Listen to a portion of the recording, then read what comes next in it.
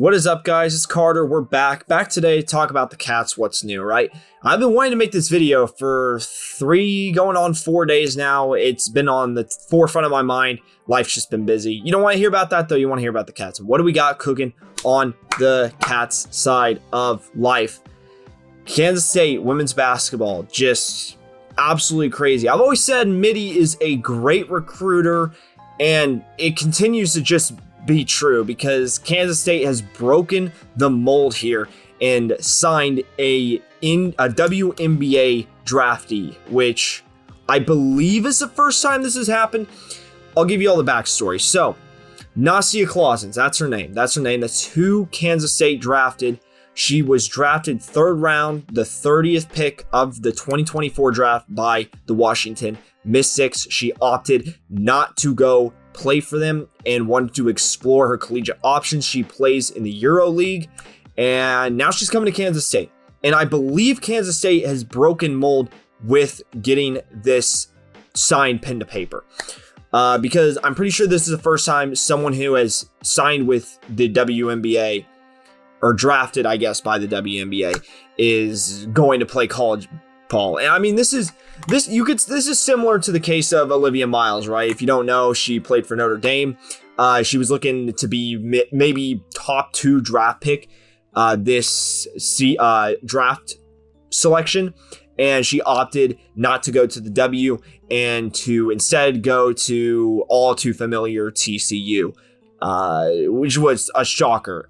So I mean, it's kind of similar to that, I guess, but it's different because Miles never actually entered the draft and never was drafted. She was drafted in 2024 draft, by the way.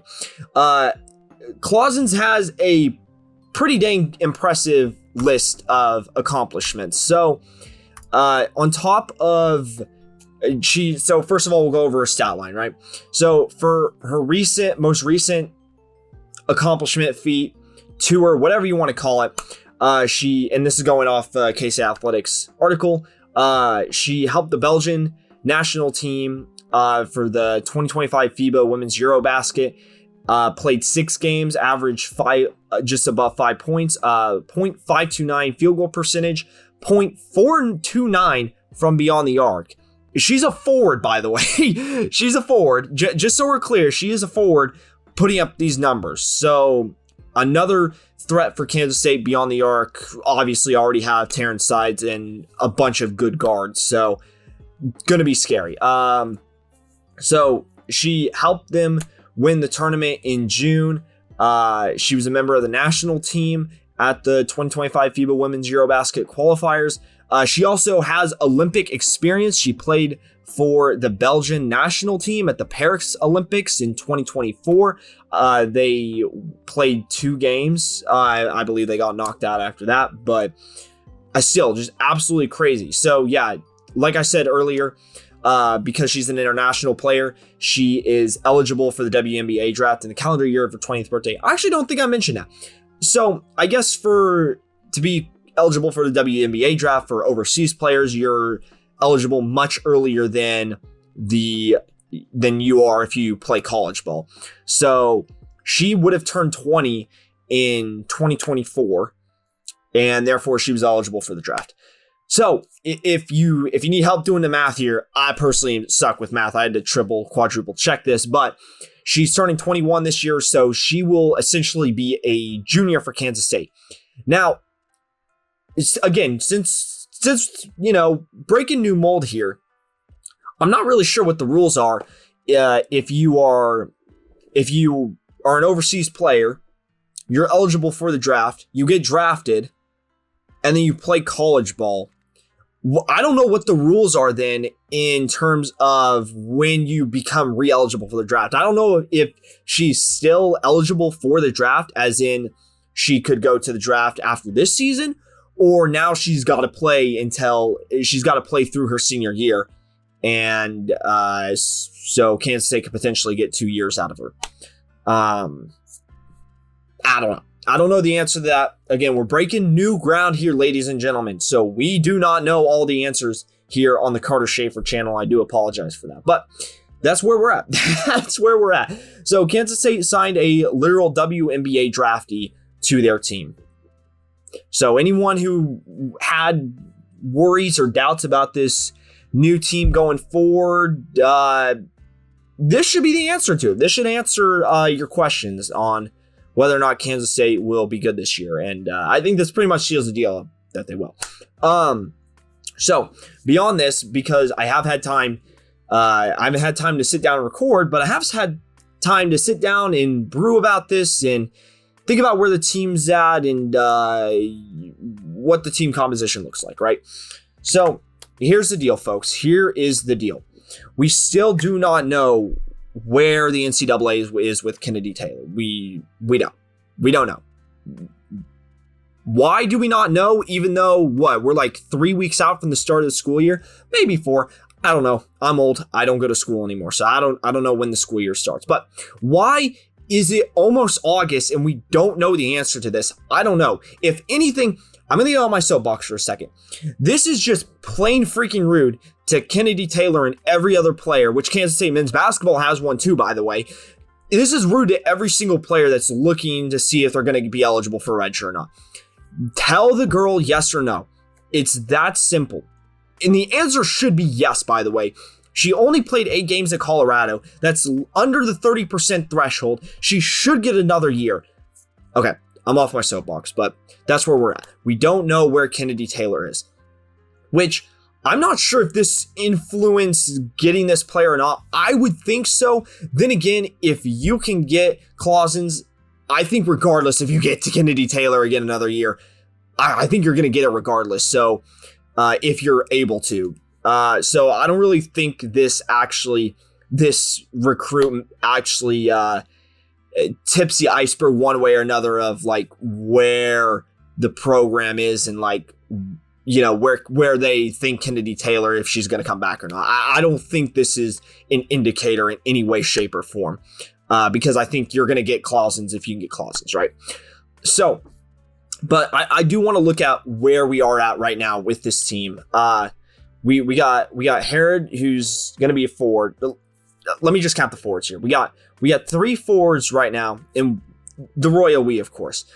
We got 3 forwards right now. A center in Temira White, and potentially Kennedy Taylor, and now, of course, you have Claessens as well. So where do you go from here? What's the team going to look like? I don't know. I'm very confused. I'm very confused on what the team is going to look like, especially if Kennedy Taylor comes back. I honestly see a world because Herod, Janessa Khan, and Alexis Hess haven't played at all, and Temira White saw limited minutes at VT. I'm actually not sure of Janessa Khan's minutes at Duke, but I could see a world where if Kennedy Taylor comes back, you just rock with Taylor and Claessens, you know? I really do. Claessens is very talented, and she's very good. I mean, there's a chance she busts. I don't think she will. I'm looking at her reels and her highlights. I think she's going to be very good. I think the fans are going to love her. She has this sick, like, behind the back shot that she has nailed down. It's awesome to see. I'll put up some footage here. If she ends up being a bust, you have plenty of forward depth, right? I think that's my main question on what this lineup's going to be like. You would hate for... I know Hess hasn't played it all yet, but she is a junior. You would hate to see her not get any minutes again this year. I know she hasn't gotten minutes because of injury, but still. Would hate to see her not have any minutes. As far as Herod and Khan and Temira White, I wouldn't be surprised if they, in this world that Kennedy Taylor does get another year. I think there's a world where they see very, very limited minutes, because I think Kennedy Taylor and Claessens would eat up a majority of them. Then again, Claessens could stretch. So, I mean, I guess there's a world where you have some kind of weird 3 forward setup or something. I don't know. Or even a setup where you play Kennedy Taylor, which I still think Kennedy Taylor plays very much like a center. And I think that's probably just because, you know, this team I guess this seems very different than last year, but just riffing here because this team, the Kansas State, is just used to playing with a Yoki type player. That's going to be passed down to Kennedy Taylor because Kennedy Taylor was the not backup per se, but the second option, I guess.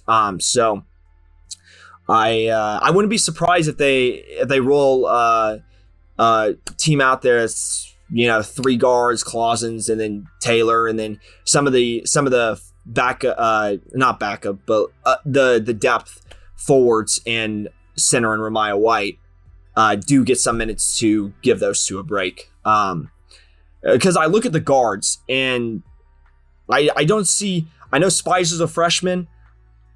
I would figure she's going to get quite a few minutes this year. Terrence Sides, obviously, I think is going to get a majority of the minutes. I know that might be a controversial take to some. I don't think it is. I think she's learned enough that she's ready for it. Tess Healy, I think, will also see quite a bit of playing time. I see a world where Safont also gets a good amount of minutes every night. I would like to see Parks get some minutes, see what she has. In the same respect that I would like to see what Hess has. Because she's kind of in a similar situation as Hess is. So this isn't on the graphic. I think I'm going to show the graphic at some point. Arenas is not included on this graphic. I don't know why.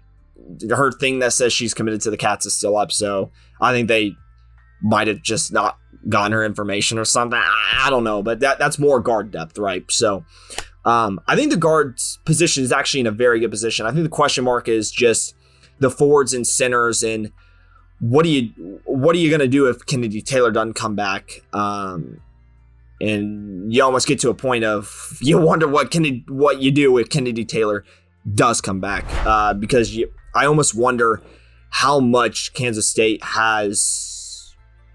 What does their playbook look like? How much do they practice assuming she is coming back and assuming she's not coming back? Right.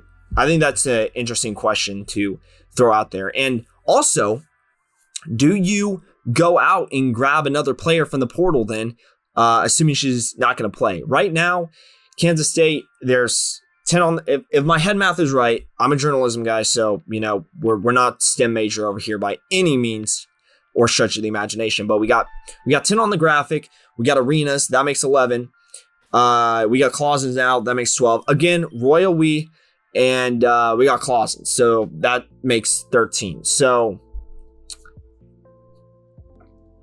I feel like even if you only have 12 players with Kennedy not in, I still think you have enough depth at every position that you're probably fine. In the most crucial games last year, Kansas State only played 7 players. The starters, Sundell, Yoki, Glenn. Oh my gosh. Wow. I'm coming off as such a casual right now. Sundell, Yoki, Glenn, Temira, and then Walker, right? Those are your 5 starters. Taryn is the 6th man, and then Kennedy Taylor as the rotational piece with Yoki. So yeah, I think there's enough depth on this team that even if Kennedy doesn't end up playing, you're probably good, especially with Claessens now. I think this Kansas State roster is in a very good position. I've been rambling a lot, by the way, because this is a pseudo where's Kennedy Taylor video that I've been promising to make for like 4 months now. Here it is.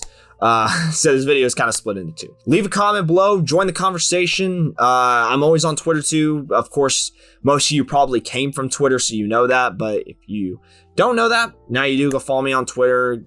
Let's talk there. Chat it up.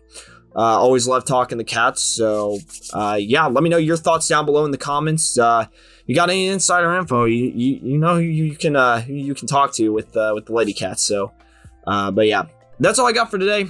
17 minutes of yapping and we're good to go. So hope you guys have a great rest of your day. Thank you for being patient with me. Go follow me on Twitter and we'll see you guys next time. Peace.